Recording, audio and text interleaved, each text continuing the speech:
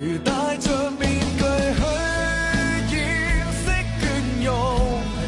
迎着炮火也依然表情輕鬆，情緒不可激動，還若輕的舉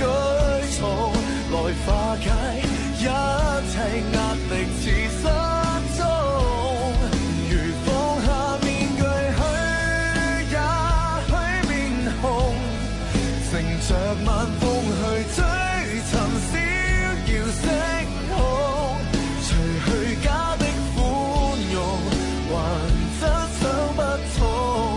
曾年少的青葱，懷着理想哪怕痛。